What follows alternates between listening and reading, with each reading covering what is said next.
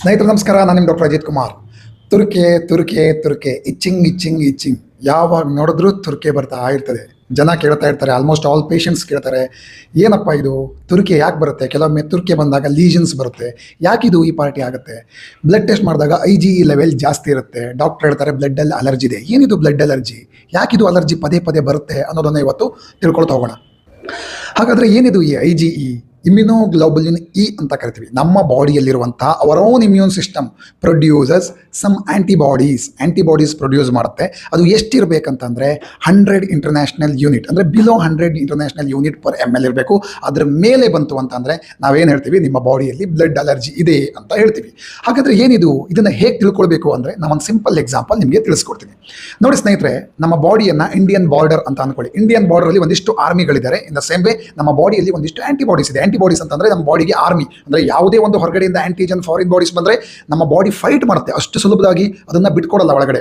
ಅದೇ ರೀತಿ ಯಾವಾಗ ಇಂಡಿಯನ್ ಬಾರ್ಡರ್ಗೆ ನಮ್ಮ ಟೆರರಿಸ್ಟ್ ಅಟ್ಯಾಕ್ ಆಗುತ್ತೆ, ಆವಾಗ ನಮ್ಮ ಇಂಡಿಯನ್ ಬಾರ್ಡ್ರಲ್ಲಿ ಆರ್ಮಿ ಫೋರ್ಸ್ ಜಾಸ್ತಿ ಆಗಬೇಕಾಗತ್ತೆ. ಇನ್ ದ ಸೇಮ್ ವೇ ನಮ್ಮ ಬಾಡಿಯಲ್ಲಿ ಆ್ಯಂಟಿಜನ್ ಜಾಸ್ತಿ ದೇಹದೊಳಗಡೆ ಹೋದಾಗ, ಅಂತಂದರೆ ಫಾರಿನ್ ಬಾಡಿ ಅಲರ್ಜಿಸ್ ಜಾಸ್ತಿ ಹೊರಗಡೆಯಿಂದ ಒಳಗಡೆ ಹೋದಾಗ ನಮ್ಮ ಬಾಡಿಯಲ್ಲಿರುವ ಇಮ್ಯೂನ್ ಸಿಸ್ಟಮ್ ಜಾಸ್ತಿ ಆ್ಯಂಟಿಬಾಡೀಸ್ ಪ್ರೊಡ್ಯೂಸ್ ಮಾಡಲಿಕ್ಕೆ ಸ್ಟಾರ್ಟ್ ಮಾಡುತ್ತೆ.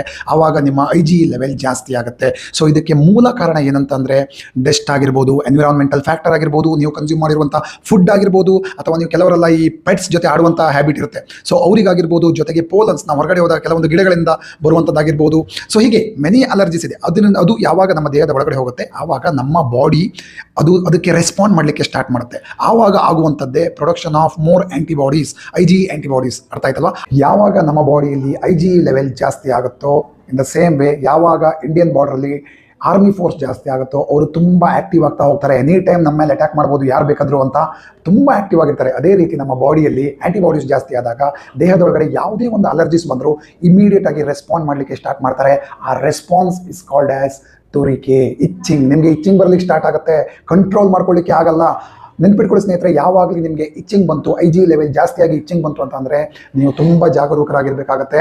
ನಿಮಗೆ ಯಾವುದೇ ಒಂದು ಸಣ್ಣ ಪೋಲನ್ಸ್ ಆಗಲಿ, ಅಥವಾ ನೀವು ಪೆಟ್ಸ್ ಜೊತೆ ಆಡೋದಾಗಲಿ, ಅಥವಾ ನಿಮ್ಗೆ ಯಾವುದೇ ಒಂದು ಫುಡ್ ಕನ್ಸ್ಯೂಮ್ ಮಾಡುವಾಗಲಿ ನಿಮ್ಮ ದೇಹಕ್ಕೆ ಯಾವುದು ಆಗಲ್ಲ, ಅಂದರೆ ನಿಮ್ಮ ದೇಹ ಯಾವುದಕ್ಕೆ ರೆಸ್ಪಾಂಡ್ ಮಾಡುತ್ತೆ ಅದನ್ನು ನೀವು ಅವಾಯ್ಡ್ ಮಾಡಬೇಕಾಗತ್ತೆ. ಇದನ್ನು ಬಿಟ್ಟು ನೀವು ಆ್ಯಂಟಿ ಹಿಸ್ಟಮೈನ್ಸ್ ಎಲ್ಲ ತಗೊಳ್ತಾ ಹೋದರೆ ನಿಮಗೆ ಸಿಂಟಮ್ಯಾಟಿಕಲಿ ಒನ್ ಡೇ ಮುಂದಾಗ್ಬೋದು, ಬಿಟ್ಟರೆ ನಿಮಗೆ ಕಾಯಿಲೆ ಗುಣ ಆಗಲ್ಲ. ಸೊ ದ್ಯಾಟ್ ನಿಮ್ಮ ಲೈಫ್ ಸ್ಟೈಲ್ ಚೆನ್ನಾಗಿರಬೇಕು. ನೀವು ಜಾಸ್ತಿ ಸ್ಟ್ರೆಸ್ ತಗೋಬಾರ್ದು. ಇಚ್ಚಿಂಗ್ ಬಂದಾಗ ತುಂಬ ಸ್ಟ್ರೆಸ್ ತಗೋತೀರಾ. ಸೊ ಸ್ಟ್ರೆಸ್ಸಿಂದ ಇಚ್ಚಿಂಗ್ ಮತ್ತೂ ಜಾಸ್ತಿ ಆಗುತ್ತೆ. ಇನ್ನೂ ಈ IgE ಲೆವೆಲ್ ಬಗ್ಗೆ ಮಾತಾಡೋಣ, ನಾನು ನೆಕ್ಸ್ಟ್ ವಿಡಿಯೋದಲ್ಲಿ ಮಾತಾಡ್ತೀನಿ ಅಂತ ಹೇಳ್ತಾ ಈ ವಿಡಿಯೋವನ್ನು ನಿಮ್ಮ ಫ್ಯಾಮಿಲಿ ಫ್ರೆಂಡ್ಸ್ಗೆ ಶೇರ್ ಮಾಡಿ, ಮತ್ತು ನನ್ನ ಇನ್ಸ್ಟಾಗ್ರಾಮ್ ಪೇಜನ್ನು ಫಾಲೋ ಮಾಡೋದನ್ನು ಮರಿಬೇಡಿ. Thank you so much.